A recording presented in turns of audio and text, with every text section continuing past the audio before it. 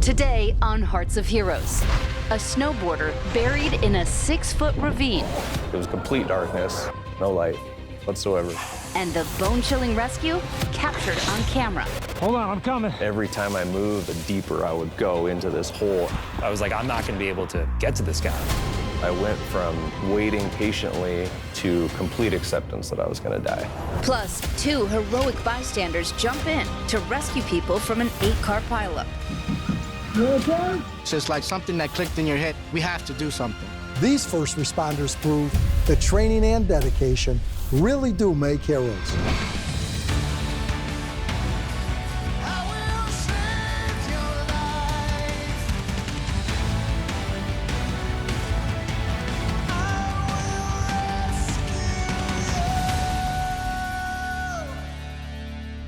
In the winter, mountain resorts are just brimming with skiers and snowboarders. And whether you're an expert or you're just hitting the slopes for the first time, it's worth a reminder, these winter playgrounds, they can be dangerous. When an avid snowboarder fell into a snowy crevice that left him buried alive, a quick-thinking stranger was there to attempt a rescue.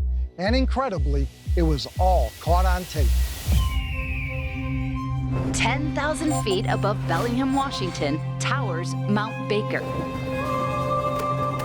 Its cascading slopes and powdery snow make this volcanic glacier a perfect destination for winter thrill seekers.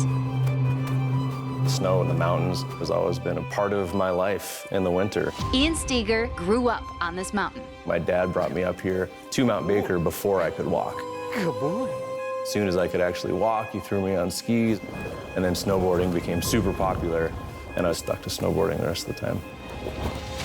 Skier Francis Zuber is a recent transplant from the East Coast. Like Ian, he found a place of zen on Mount Baker.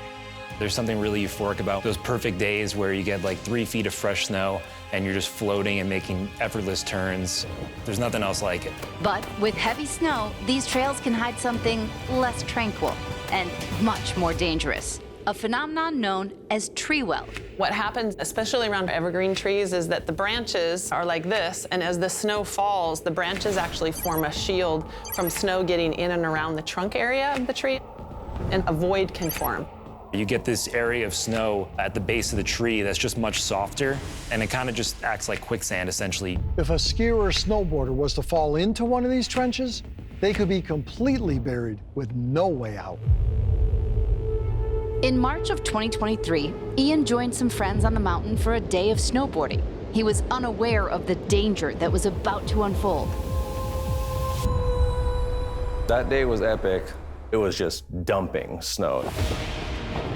I knew that everyone was going to come from all over. Francis also decided to hit the slopes that day. It was one of those days where it was going to be, all-time condition, and so obviously I was going to go out. As Ian and his friends got to the mountain, they saw that the powder-perfect day had made for an unusually long lift line. So they made their way to the less-traveled trails. Mount Baker is known for their side country and back country. It's technically out of bounds of the ski area, but it's accessible by a chairlift. We do have a backcountry policy, and so long as you're abiding by that policy, then you have access to that area. That policy includes not being alone, having some knowledge of the terrain, and carrying gear that includes a shovel, avalanche transceiver, and an optional radio. All that is in a backpack that you're carrying with you. Equipped with the proper gear and backcountry knowledge, Ian and his friends took the chairlift up and went out of bounds. It was just this epic run, deep, massive turns and snow blowing over your face. It's literally what every snowboarder wants to ride. It's what they search for.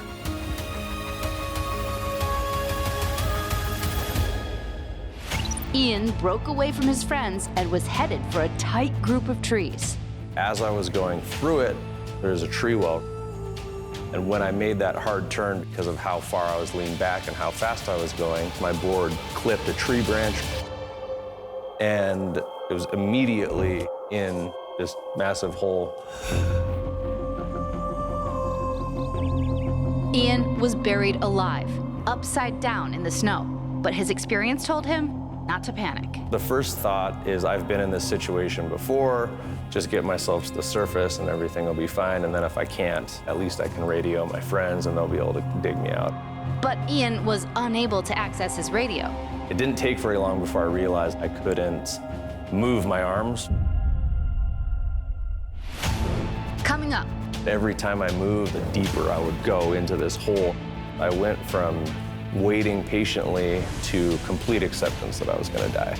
but first, a tip to keep you safe in the wilderness. There's nothing more relaxing than venturing into the great outdoors. But it's important to remember there may be hidden dangers lurking. If you find yourself in an emergency situation, having a personal locator beacon similar to this one can make all the difference. These devices are satellite synced and can send out a distress signal to rescuers nearest you. Being prepared and investing in this small device may provide a beacon of hope and, quite simply, save your life.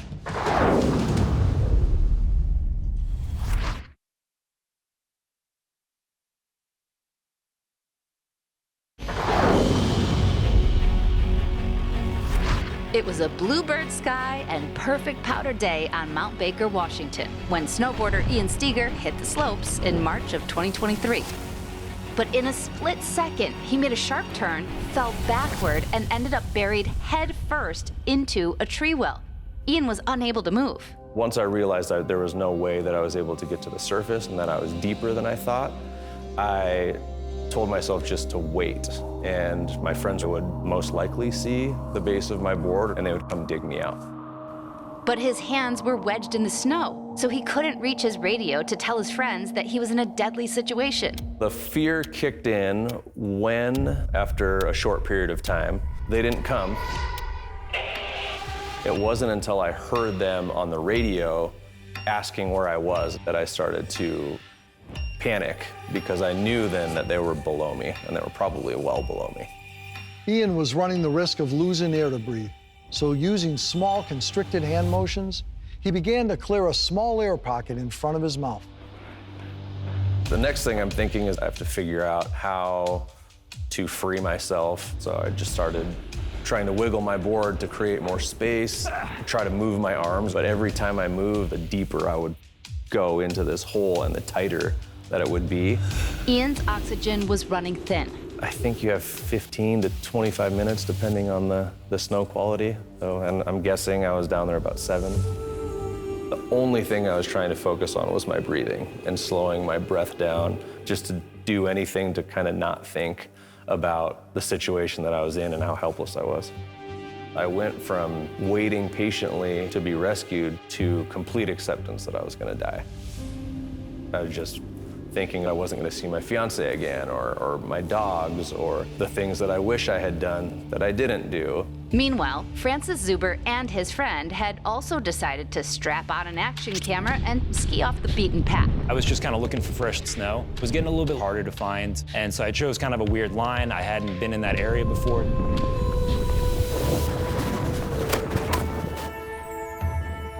Francis was well trained in backcountry skiing. In fact, he had taken numerous classes on survival and rescue techniques. As Francis and his friends skied through the trees, they split up, figuring that they'd meet at the bottom of the run. Suddenly, the skiers saw something odd. What caught my eye was this little flash of red. It was enough to make me stop and take a second look. First, I was like, is that just a loose snowboard? Like, I mean, your mind is thinking all these different things. I see his board is moving back and forth, so I know immediately that there's somebody attached to that snowboard. Hold on, I'm coming. Francis knew he had to check it out, but getting to that snowboard would not be easy. I always teach you that somebody immersed in the snow only has 15 minutes before they'll suffocate. I gotta get to him, like right now.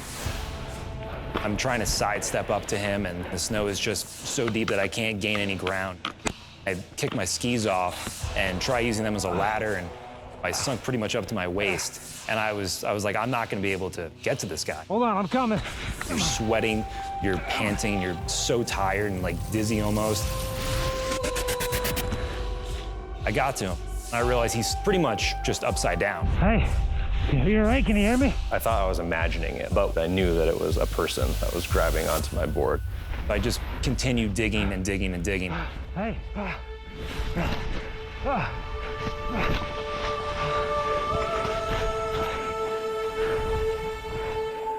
Finally, I see his goggles and I clear the snow off his mouth.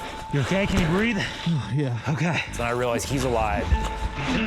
Okay, you're good. You're good, I got you. There were several times asking if I could get out, and I was like, no chance. All right. We're both gonna catch our breath for a sec. I'm gonna help dig you out, okay? Thank you. Yeah, no problem, man. I dig him out the rest of the way until it was gonna be easy enough for me to just kind of like grab onto his arm and sort of pull him out. He pulled me back upright, and that moment of being upright was the best feeling. I was just happy to take that first breath of cold, crisp, fresh air. It was incredible. We gave each other a big hug. You know that something very traumatic and very serious happened when you just embrace a complete stranger. Out of their shared experience, a friendship was born. I would say we're close. Ian's a great guy, so it's kind of this added bonus. You know, you save someone's life, you're gonna feel pretty good about yourself anyway, but the fact that he's like such a solid guy all around makes it just that much better. He is a hero to me. Someone that saves your life, someone that saves anyone's life is a hero. I just did what anybody else would have done. There was a guy there that needed to be rescued, and I was the only person there who could have done it, so it just had to happen. And important lessons were learned. Make sure you're prepared. Make sure you have all the equipment. In addition to that, make sure that you tell the people you care about you love them. Life is precious, so make sure to make the most of it.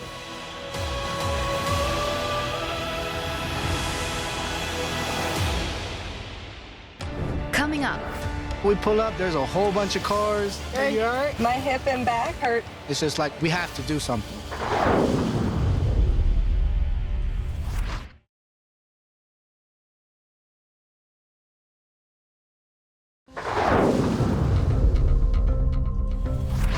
Anyone that lives in a big city knows that being caught in a traffic jam can be maddening. But for first responders who are trying to get to the scene of an accident, major traffic congestion can mean the difference between life and death.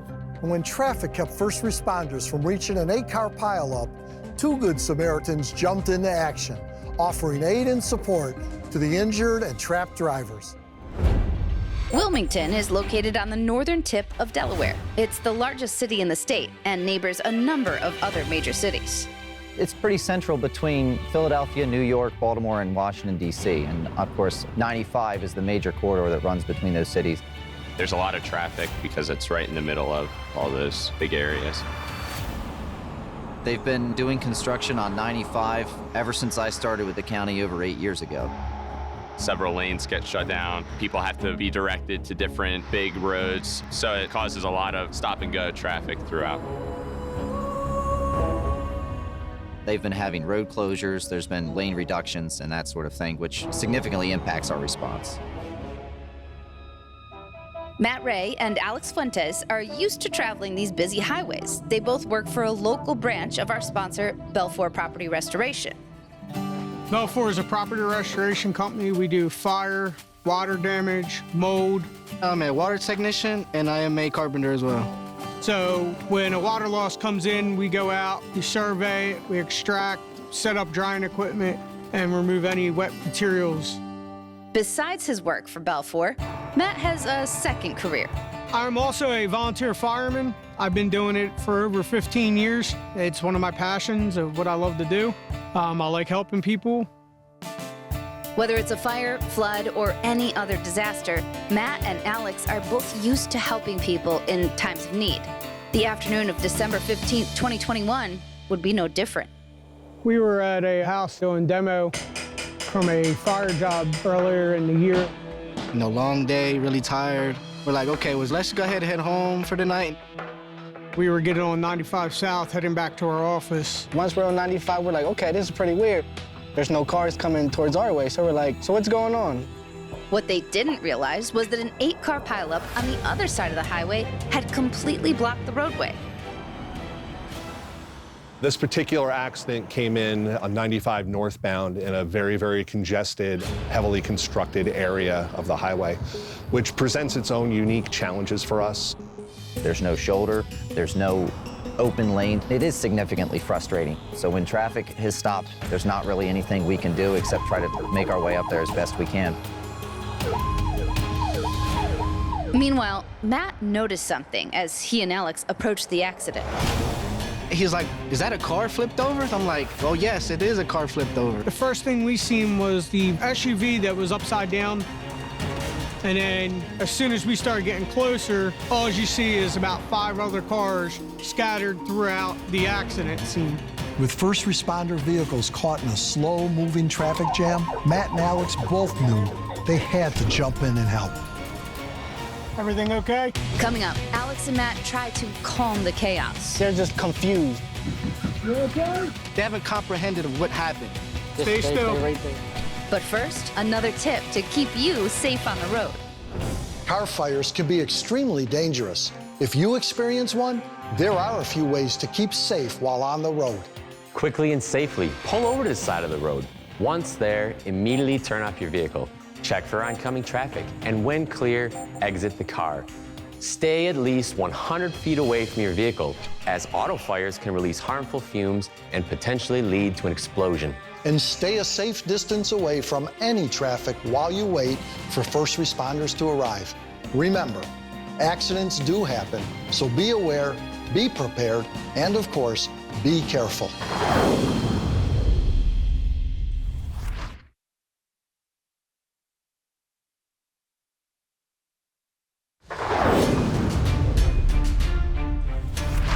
On a winter's afternoon in Wilmington, Delaware, an 8-car accident in a heavy construction area left Interstate 95 virtually impassable.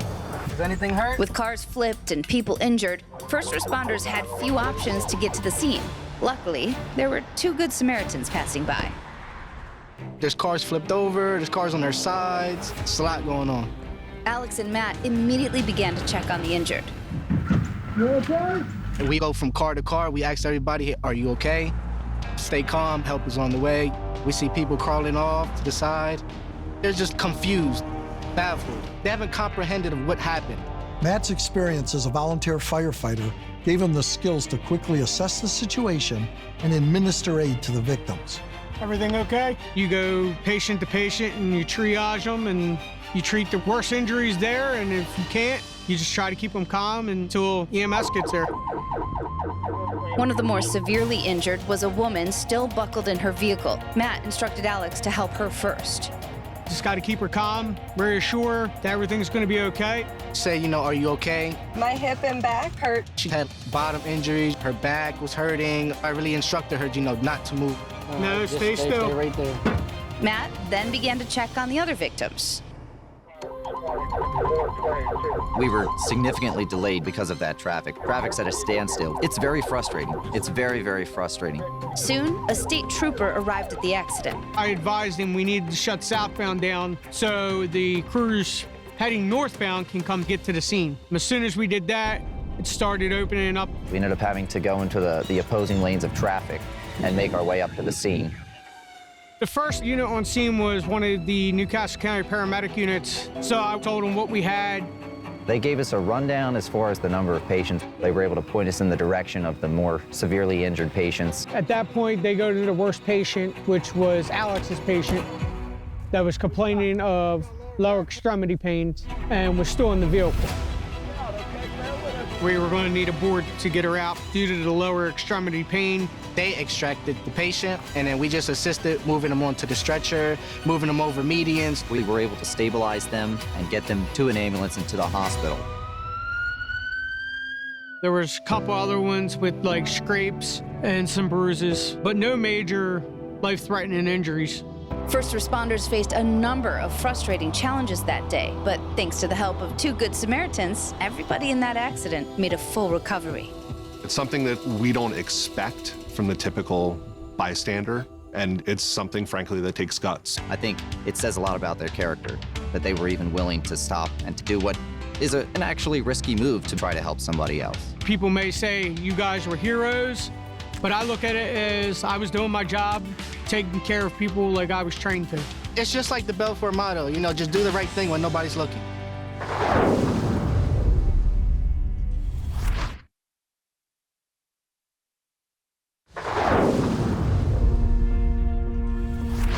We've seen how first responders are well prepared for any type of rescue, but we've also seen that you don't always need special training to make a difference. Sometimes being a hero simply means doing the right thing and helping those in need whenever the time calls for it.